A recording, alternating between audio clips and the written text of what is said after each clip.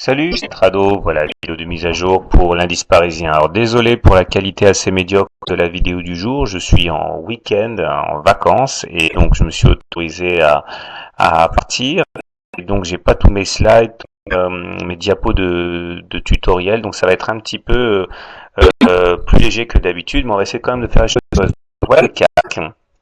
Et on voit que la séance du jour, celle de vendredi en l'occurrence, ça a été frappé par une pression haussière assez importante puisqu'on a commencé sur le 4245 et on a terminé quand même assez puissamment sur les 4275. Malheureusement, on n'arrive pas véritablement à se départir de la moyenne mobile à cette séance, qui fait quand même rempart.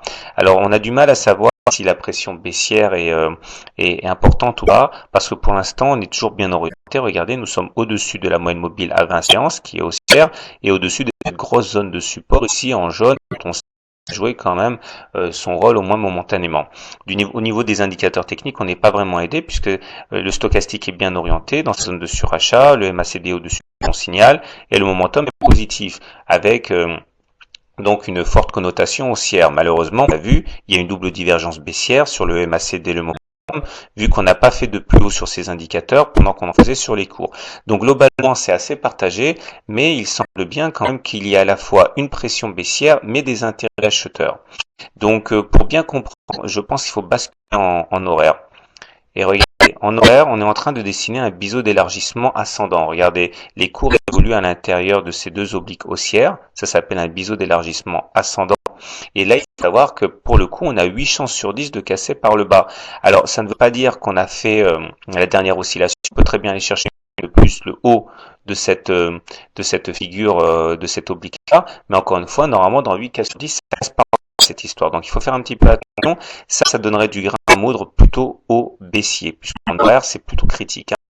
Donc, pour résumer, pour l'instant, rien ne permet de dire sur le journalier que nous sommes à deux doigts d'une baisse considérable. Par contre, ce qui est sûr, c'est qu'en horaire, on est dans une situation un petit peu plus claire et ça semble quand même assez baissier. On va terminer avec l'hebdomadaire, que voilà.